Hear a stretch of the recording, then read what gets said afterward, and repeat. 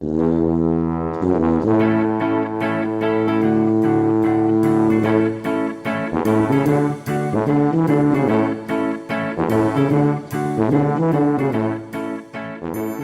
and welcome to the Mental Breakdown Morning Show. I'm Dr. Bernie Wilkinson. I'm Dr. Richard Marshall. you leaned back and you were like, I'm just here we go. Ready for Wednesday. I'm told this is hump day. It's a great Wednesday, November 16. And Rich, today is the letter from the listener day. Right. But there's not a specific letter for us to talk about because we actually got several. Letters. Not letter. Right. We have several letters that have the same theme. Right. Okay. And so we're not going to read a specific one, but this was sort of a common theme among different messages we got, emails and letters and things. Right. And it does touch on the election a little bit. And so we've worked really hard over the past week not to talk too much about the election, not to spend much time talking about it, because it is. Unfortunately, it has been such a polarizing, much more polarizing than previous elections, or at least any elections that I've ever experienced in my life. More than ever. Mm-hmm. And so we're trying to avoid some of that and just touch on some of the peripheral issues and sort of referred issues that are associated with it. Right. The nation and the world are in shock, and we decided long ago not to add to that in any way. Right. There are other things that we need to be working on, focusing on, and we certainly didn't want to contribute to that. Absolutely. But these letters did come in. Yes. With a I think a real legitimate question that we really would like to take up this morning. And these letters came from parents of children, primarily girls, right.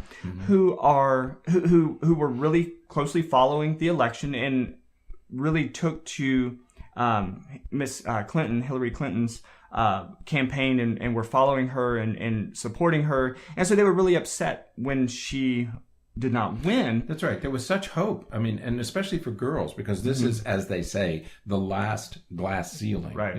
But this would have been an enormously historic event. Right. And so parents of young girls, I think in particular, were really excited about the possibility, because then you truly could say to your daughter, you can be anything you want. And it's not just a dream. It has happened. So there was a huge disappointment because it was such a buildup. Absolutely. So. And so what the parents wrote to us asking is, when they look at Miss Clinton, they see this woman who has, went through two campaigns. She did this twice. She didn't win the nomination against in 2008. No, 2008 against Barack Obama. Mm-hmm. But then she became Secretary of State, and then she, of course, she was a senator, and then now she went through this and she won the primary, but then now has lost it. But she continues to be very positive, very hopeful and gracious and looking to the future. And so the parents are writing asking, how do we teach our girls that? How do we teach our kids that? Because, they see this and they feel defeated because she didn't win. Right. And again, those of us who are adults who have lived through several election cycles, we know what it's like to win some and lose some. And so we can hopefully pick ourselves up and move forward. Mm-hmm. But how do you teach kids that who really don't have that experience to be able to say, well, here we are, we lost. And so, how do you keep our daughters from living with that perspective? Well, see, there's the example that a woman can never be president. Yeah, once again. And they're feeling such discouragement right now anyway. And so how do you teach that? In another 4 years, there's going to be another election. I mean, we realize that because we've seen numerous elections. Right. Our children haven't. I mean, a 10 or 12-year-old girl only has awareness of maybe two elections. Right. Maybe two. Right. So what we're really talking about here is the idea of how to build resilience. Mm-hmm. And we've talked about resilience a little bit back many months ago. And it's sometimes when we have these topics and kind of go back and to look at when we talked about them before, we really have to go far. I can't believe how long we've been doing this podcast now, but we've been doing over a year now, over 2 years now. Right. Mm-hmm. So we need to talk about, we talked about grit. Remember when we did right. several podcasts talking about grit, and grit is that combination of resilience and passion. Resilience, but the way that we talked about it there was perseverance. Right. But resilience is very similar to perseverance in that you are able to experience defeat or a challenging that's right. How do you outcome. recover? How do you recover? Resilience is about taking the good and the bad. Right. I mean, sometimes bad things happen to us, or happen around us if they don't happen directly to us. How do you deal with that? And how do you rebound? How do you recover from these profound... This is a profound disappointment for a lot of people, the results of this election. Right. So how do you pull yourself back together and get back on track and start moving forward again? Absolutely. How do you remain resilient in the face of these kinds of disappointments? Right.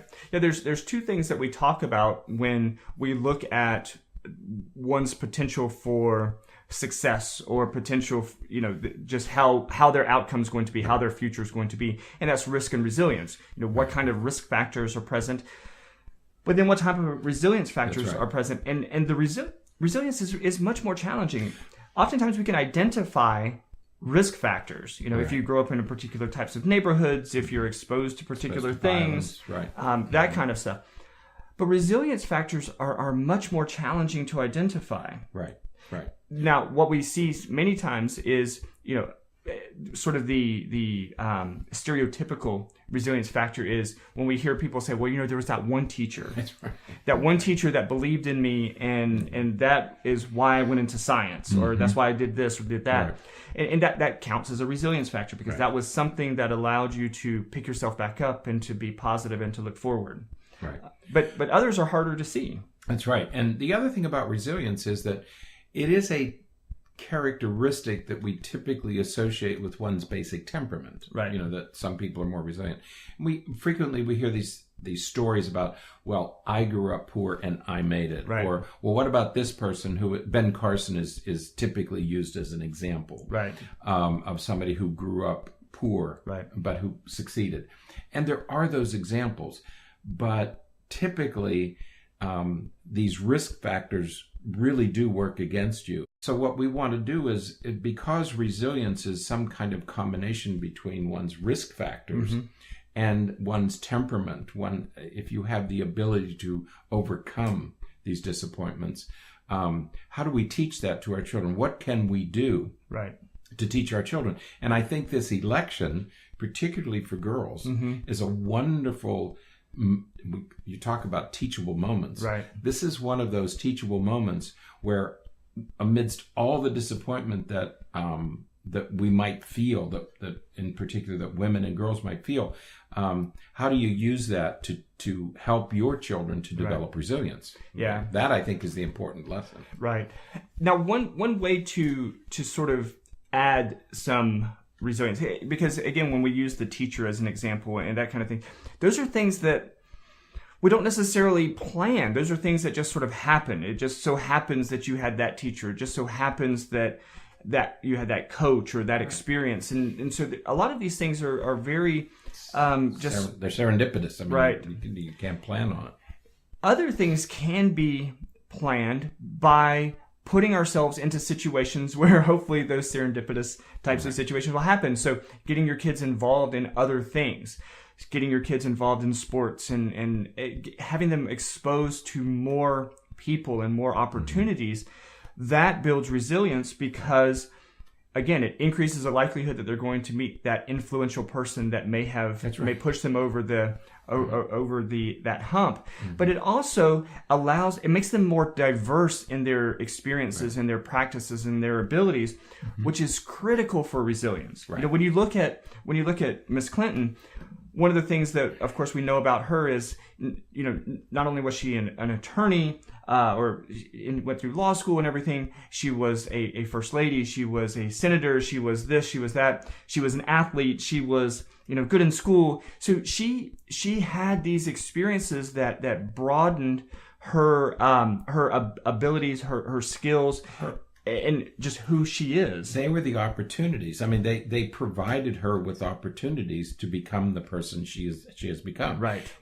And so that's why we encourage sons and daughters to participate in athletics, to participate in extracurricular activities, to be out in the world, because that's where you're going to learn these lessons, whether it's in school or other activities. That's where you learn it. Hillary Clinton has been very active in Title IX and particularly women's sports, women's athletics, and has always recognized the value of women athletics, women's athletics. So, but that's only one part of being out in the world, where you can learn how to become resilient and resourceful and learn how to manage success and failure. Hillary Clinton has known some serious success. I mean, how many first ladies have we had? But she's also known some pretty serious losses. I mean, very few people have had to endure what this woman has endured. I don't know many people who have tolerated, been able to manage an 11-hour grilling by a congressional committee. She did. And talk about grace under pressure. I mean, this woman really has it. So, and that's the role model, I think. And we can use that to teach our girls and boys how to be more resilient. But you have to get them out there. They can't learn it. They can't learn it by observing. They have to learn it by doing. And that does, of course, lead to the other major way that we can try to engineer some resilience, and that is allowing our kids to experience different things, so that they do have successes and losses. You know, when I just this past weekend, I coached the last game of the season for my 5-year-olds. And funny. You know, there's 3 of the kids on the team that I've had now for 3 years. This was the end of our 3rd season together. They started at 3 years old. That's a parent told me that there's a 3-year-old child is playing soccer. So I had them at 3, 4, and this year was 5. And there was they're one all little veterans boy, now. They are.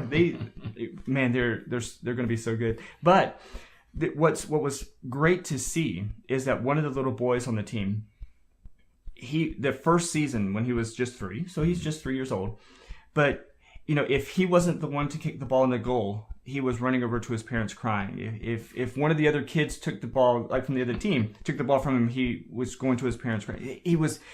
He really couldn't handle not winning and not being the one to be the star, to be the one to kick the ball in the goal and to win the ball and everything. There are developmental reasons for that. Sure, absolutely. But this past weekend, we're playing, and a little girl for the other team scores this beauty of a shot. I mean, it was a great shot. And he turned around and he said, "Great shot. Wow. That was a good job." And he ran and got the ball out of our own goal and brought it to the middle and he goes, "Okay, who's going to start the ball this time?" and it was a beautiful thing to see, because what he is learning is resilience. He's learning how, you know, even though the other team just scored a goal, you can still pick up the ball and get started and go again. And it was wonderful to watch. And someone's doing a good job with him. You know, for him to have that growth in 2 years. That's impressive. I think that his parents are really working hard with that. They have him involved in so many things. He's playing different sports in different and sports in different places. So he's exposed to lots of different kids and lots of different things. You're not going to learn these things by sitting at home, watching different things or playing different games. You got to get out in the world and experience this stuff firsthand. You'll learn it. And so get your kids out there. You know, you want to build the kind of resilience that we see in some of our politicians and some of our successful business individuals. You know, when you think about, we could have used business folk as a similar example, because you know, when you see people who have these really successful businesses, oftentimes what you don't see are all the businesses that failed that they tried to do before. All their failures, And you think about that and you think, they invested all of that time and energy and passion and money into that, and it failed. But then they picked up and then they did it again. And it's like, why would you do that? But it's because they're resilient. It's because they have a goal, they have a mission, they have a passion, and they don't allow failure to stop them. That's right. And that is what we need to be teaching our kids, and that's how we teach them is getting them out there, allowing them to experience the full range of experiences. And from there, they will build the resilience that we hope that they'll That's right. have to keep them successful through their life. So That's right. You don't build resilience by always being successful. that's right. Not That's right. going to happen. You have to experience disappointment. You have to experience failure. Then you learn how to become resilient and resourceful. Absolutely. So, all right. So there is our. What does Yoda say? Do not. You see, it breaks my heart when Just he does say that it. kind of thing. Just say it. He said, "Try not, do or do not. That's There is right. no try." That's right. There is no. You just have to keep doing it. You just Kids have to keep going. Think of Yoda. Think of Gone with the Wind. Scarlett O'Hara. Resilient. I mean, she ripped the curtains off and made a dress. I thought Cinderella did that. Oh no, it was the mice that did that for Cinderella. Never mind. So.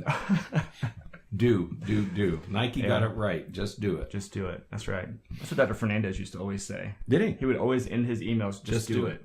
Yeah. Okay. Well, he was right. He was resilient. So, all right.